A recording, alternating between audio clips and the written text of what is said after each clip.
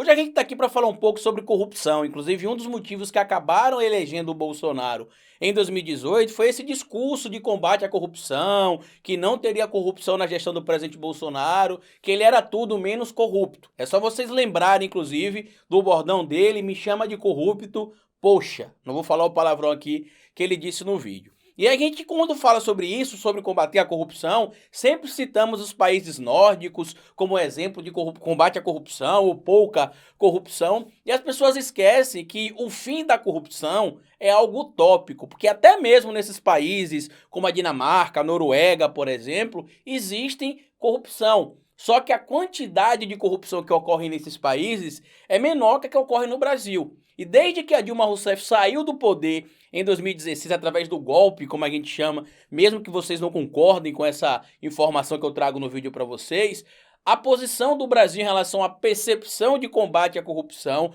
ou a percepção de corrupção, né, o IPC que mede, né, o Índice de Percepção de Corrupção, o Brasil só tem caído. Inclusive hoje nós estamos atrás de Cuba, Ruanda e até mesmo Trinidad e Tobago. Vamos falar um pouco mais sobre isso aqui, porque essa narrativa de combate à corrupção, que não vai ter mais corrupção, é utilizada com frequência por políticos corruptos, como os filhos do presidente Bolsonaro e o próprio presidente Bolsonaro, para poder criar uma narrativa que todo brasileiro quer ouvir: o fim da corrupção.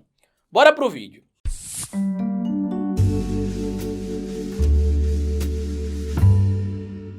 Pois bem, meus amigos, antes de seguir esse vídeo aqui, eu queria pedir que vocês deixassem o like no vídeo logo no começo, porque se deixar lá pro final, você esquece. Se você não gostar do vídeo, não tem problema, lá no final você pode mudar o seu like por um dislike, e eu quero que você comente aqui embaixo o que é que você achou desse vídeo, e se você quer esse vídeo importante, você pode mandar para outras pessoas também, porque somente assim a gente vai conseguir ampliar a nossa rede de informação aqui, porque hoje a gente vai falar sobre o IPC, que é feito pela Transparência Internacional, que é o Índice de Percepção de Corrupção. Em 2014, 2016 aproximadamente, o Brasil ocupava a posição 79 entre 180 países que a Transparência Internacional analisa a percepção de corrupção.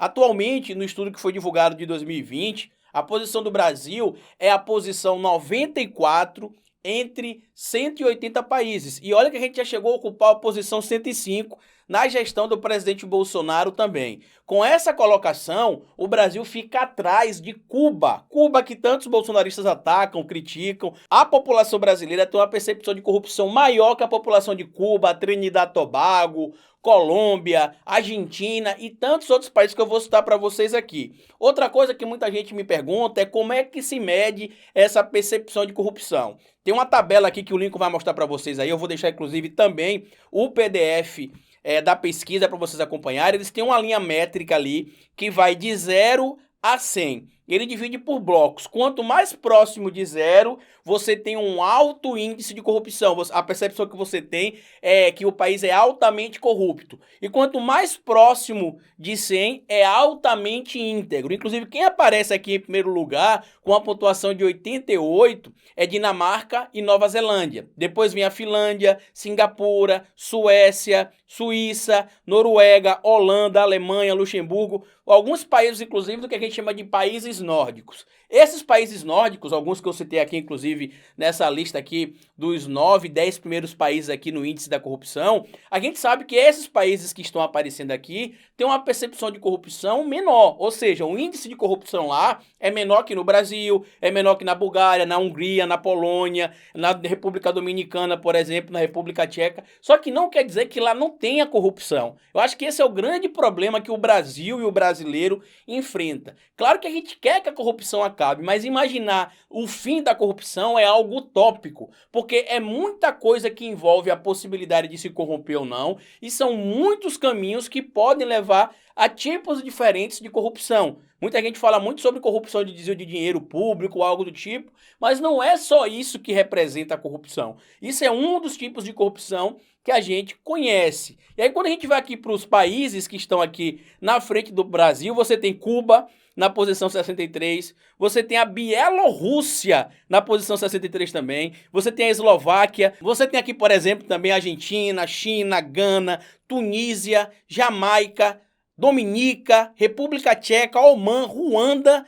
Todos esses países estão na frente do Brasil. O Brasil está na posição 94, medindo aquela posição ali que vai de 0 a 100. A pontuação que o Brasil atingiu nesse índice aqui foi de cerca de 38 pontos, estando na posição 94, empatado com alguns países como Tanzânia, Suriname, Sri Lanka, Sérvia, Peru, Cazaquistão e Etiópia. E detalhe, o Brasil está atrás também da Guiana, para vocês terem noção dessa questão da percepção de corrupção. Outra coisa importante que a gente precisa trazer para esse debate aqui sobre a percepção é como a população enxerga essa questão da corrupção, né? Qual a sensação que ela tem. Quando a gente fala sobre esse índice, trazer informações de que o Brasil, na percepção de corrupção, está atrás de Cuba, isso só mostra aquilo que a gente vem trazendo em debate político desde o golpe de 2016. E não tem problema se você concorda ou discorda se foi ou não foi golpe, mas tudo aquilo que foi falado lá pelo Romero Jucá e pelo Sérgio Machado, não só se confirmou em relação à corrupção, como de 2016 para cá, o índice de corrupção no Brasil só tem piorado. A percepção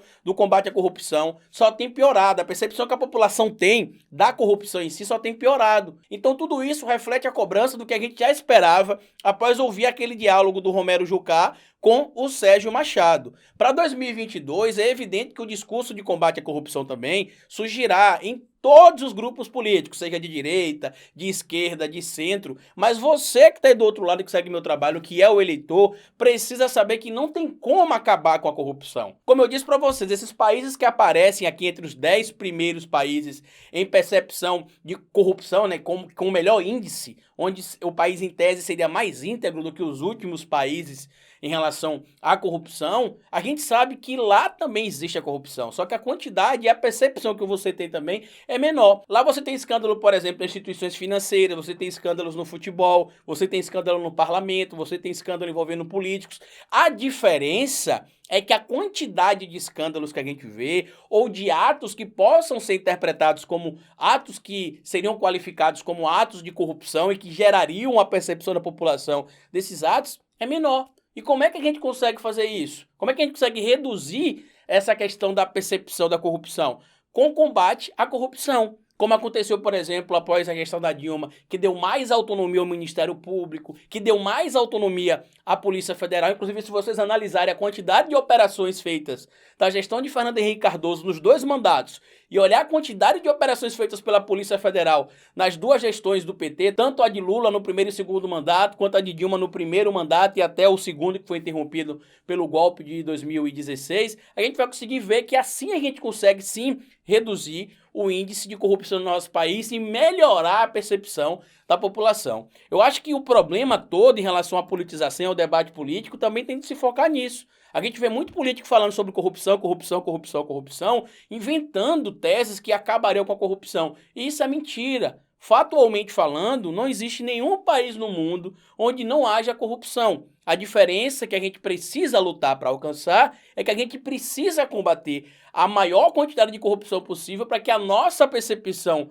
melhore e que a corrupção diminua. A gente não vai ter como zerar isso nunca. Pensar nisso hoje é utópico. Quem sabe, sei lá, em outro universo ou em outra dimensão, realmente possa existir uma possibilidade de um cenário onde não exista nenhum tipo de corrupção. Mas isso é um debate importante que a gente precisa levantar, porque Bolsonaro foi eleito sobre essa bandeira e é esse corrupto criminoso que é Eduardo Bolsonaro, Flávio Bolsonaro, Carlos Bolsonaro, até lideranças religiosas que tanto falam disso também são envolvidas em esquemas e escândalos de corrupção no nosso país. Então a gente precisa ampliar o debate político por conta disso. Dos meus 2 livros lançados, o Falando de Política Sem Politiquês, que é esse aqui, e o Bora Votar, que é esse aqui, a gente fala sobre a importância de entender um pouco sobre o processo político, como funciona a eleição, o que faz um político, quem é um político, quem pode ser político, como é que é feito ali a criação de um partido político, quantos partidos políticos tem no Brasil, como se calcula o quociente eleitoral, o quociente partidário,